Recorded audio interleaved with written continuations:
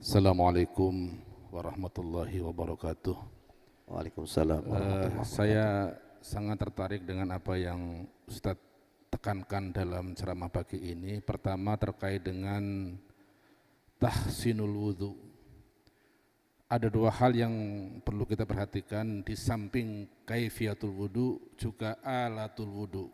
Ini yang saya kira perhatian bagi para DKM khususnya. Kalau masalah di rumah tadi sudah dibahas, tapi untuk masjid ini saya pantau tidak semua masjid itu punya fasilitas untuk menjamin bahwa setelah dia keluar dari toilet, dari tempat wudhu itu bersih. Maka kayak masjid di Blok M itu bagus, di depan atau pintu keluar masuk mau ke tempat wudhu itu ada satu kubangan air dan gemericik mengalir. Itu yang benar. Mudah-mudahan kita juga akan dibikin seperti itu. Dan itu menjamin bahwa setelah keluar dari masjid, dari tempat wudhu pasti akan bisa bersuci di situ. Ini satu hal yang saya kira mohon dipertajam ulasannya. Yang kedua, tentang iktikaf di masjid. Saya kerap sedih karena saya rajinnya jamaah bukan di masjid tapi di musola.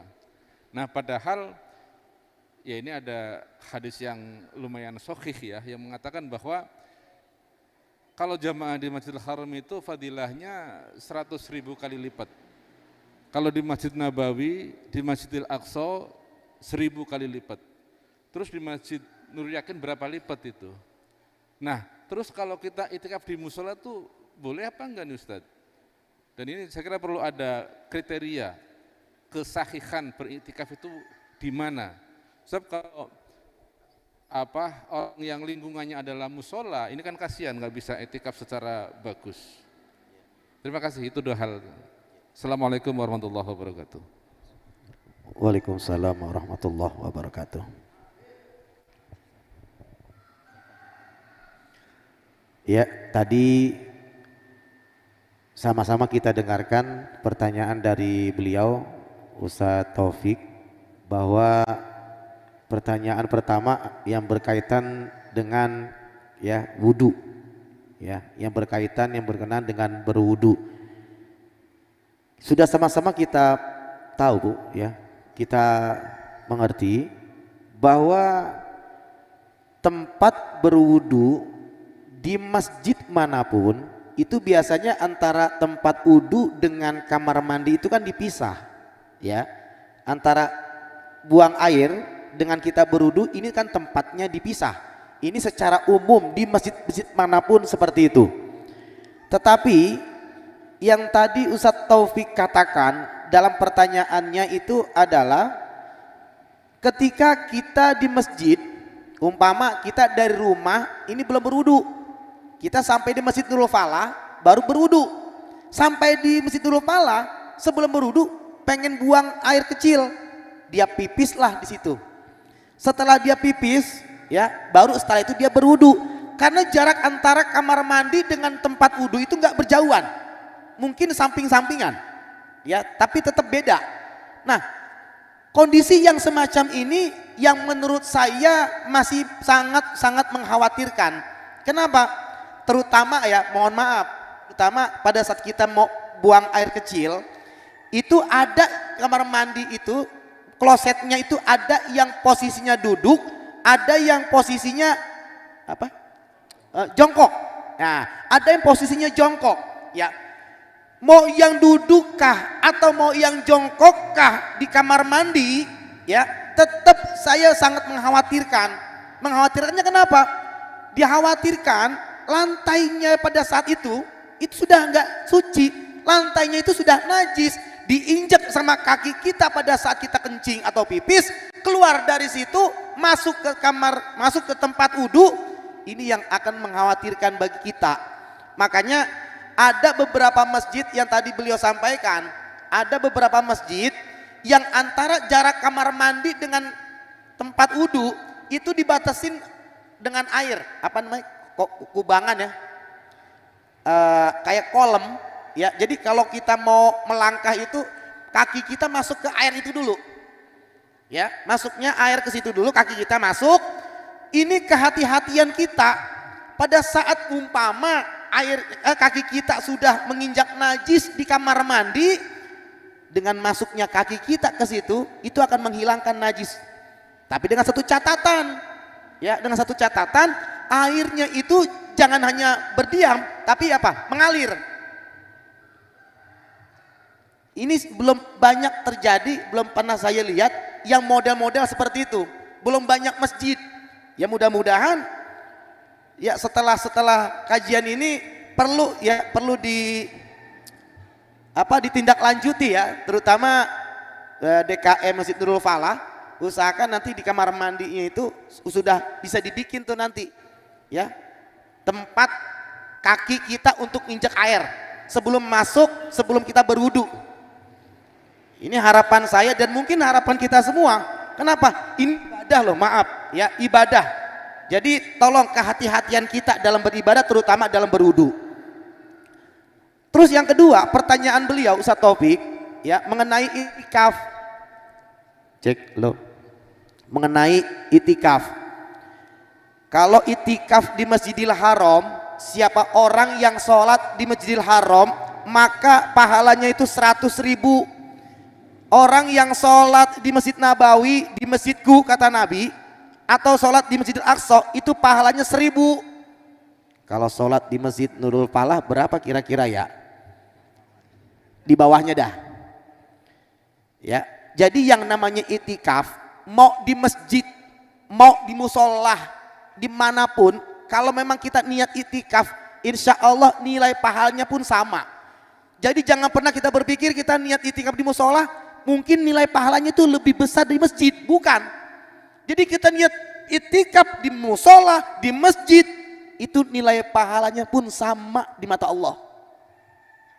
Ya, terutama ibu-ibu nih, ya, terutama ibu-ibu yang memang sholatnya di rumah.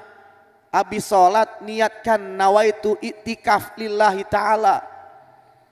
Ya, bagi ibu-ibu terutama. Kalau bapak-bapak di masjid, ya, di musola. Tapi untuk ibu-ibu yang sholatnya di rumah, setelah sholat, setelah zikir, setelah doa, usahakan perbanyak itikaf. Itikafnya apa? Zikir. Itikafnya apa? Baca Quran. Perbanyak amal soleh di bulan suci Rajab. Ya, jadi itikaf itu dimanapun kita berada, mau di rumah, mau di masjid, mau di musola. Yang penting itikafnya itu lillah karena Allah, yakin karena Allah. Nilai ganjaran pahalanya di mata Allah tuh sama. Kalau di rumah mah bapak-bapak jangan di rumah, ya. Kalau yang di rumah itu ibu-ibu. Kenapa? Ibu-ibu sholatnya di rumah. Kalau bapak-bapak sholatnya di rumah, berarti bapak-bapak solehah. Begitu aja. Ya begitu Ustaz Taufik, mudah-mudahan ada manfaatnya. Ya silakan Bang Solihin. Ini termasuk penasehat FMCM dan penasehat RW.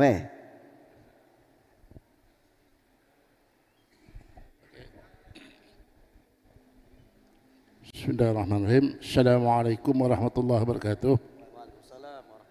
Izin Pak Kiai, saya tidak menanyakan lagi tempat wudhu di rumah itu adalah digabung dengan ini karena memang kondisi saya juga seperti itu. Tapi insya Allah doakan saya punya rezeki, ya akan saya rubah kamar mandi saya insya Allah.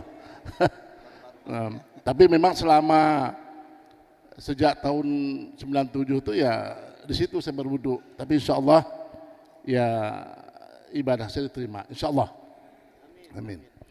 Yang jadi pertanyaan saya Pak Kiai mengenai tema kita pada pagi hari ini, 3 amalan yang bisa menebus dosa dan mengangkat derajat. Ketiga-tiganya kalau saya baca adalah itu hubungan dengan Allah, hablum minallah, dan tidak ada hablum minan nas. Memang betul 3 macam amalan itu adalah riwayat percakapan antara Rasulullah dengan para sahabat. Rasulullah mengatakan ada 3 amalan.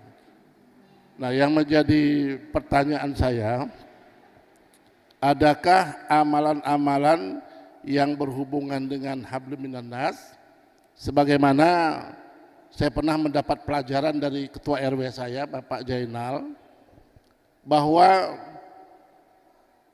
bagaimanapun amal seorang, ibadah seseorang, tapi dia tidak pernah memperhatikan tetangganya, maka jangan harap ada namanya saat dibacakan malaikat, itu salah satu penghuni surga. Nah, itu dari Pak RW saya, Pak Jainal Arsyad. Oleh karenanya saya sepakat pada pagi hari ini, juga tadi disinggung juga amalan zikir dan sebagainya.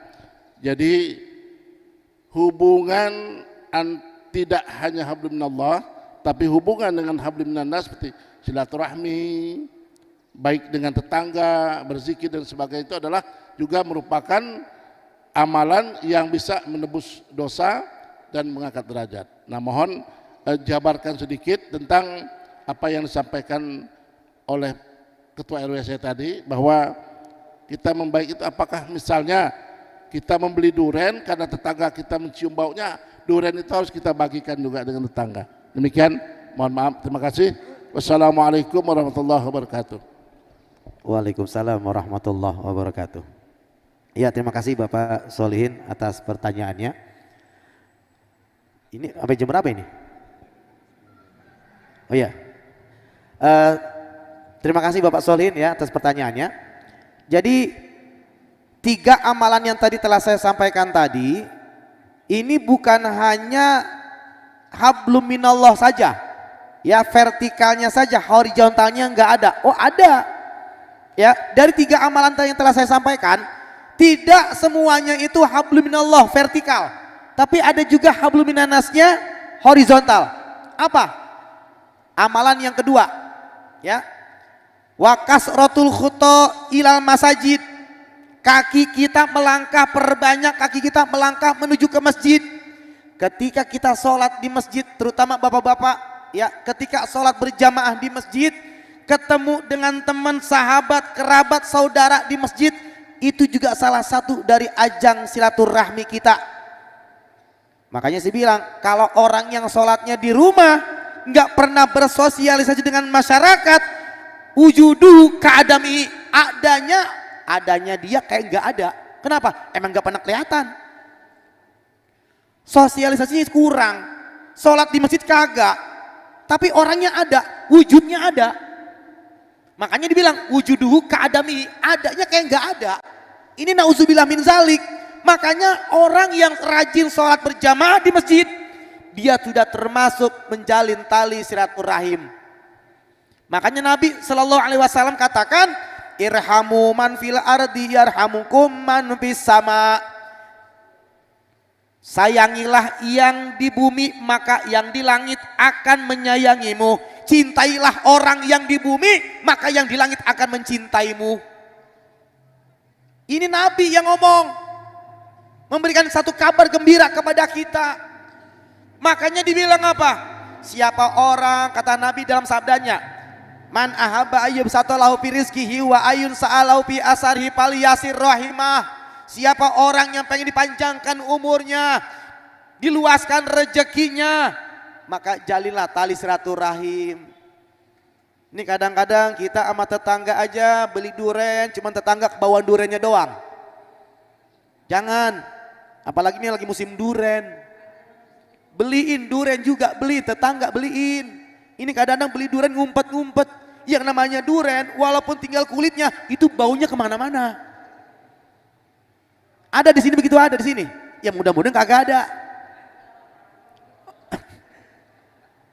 Ya tolong sosialisasi kita dengan jemaah, sosialisasi kita dengan tetangga, masyarakat terutama. Ya, makanya sedekah yang paling bagus, yang paling afdol itu sedekah antar kerabat. Jangan kita sedekah di mana-mana, tetangga kita, saudara kita ada yang miskin. Terutama sedekah infak sodakoh nih. Yang utama, yang afdol itu yang pertama adalah sedekah sama kerabat nih, tetangga. Ini tetangga udah ada yang miskin, kita masih sedekah di mana-mana. Utamakan yang itu dulu. Makanya pentingnya kita bersilaturahmi. Maka kalau ada orang yang berbuat salah umpama, entah itu tetangga, kerabat, saudara, jangan benci orangnya. Kalau ada orang yang punya salah, benci kesalahannya, jangan benci orangnya. Kalau ada orang yang berbuat maksiat, benci maksiatnya, jangan benci orangnya. Kenapa? Kalau kita nggak ada kebencian kepada orangnya, maka akan ada doa-doa, kebaikan-kebaikan yang kita panjatkan untuk dirinya. Jadi kalau ada orang yang berbuat salah nih, ya, entah itu saudara, kerabat, sahabat, jangan benci orangnya. Benci kesalahannya, benci maksiatnya. Makanya kalau kita berdoa, doa yang baik-baik. Kita dizolimin sama orang, kita doa yang baik-baik. Kenapa? Karena kalau kita berdoa, itu akan berbalik lagi ke kita. Makanya doalah yang baik-baik. Kalau doa yang baik-baik akan berbalik lagi ke kita, insya Allah pun dapat yang baik-baik.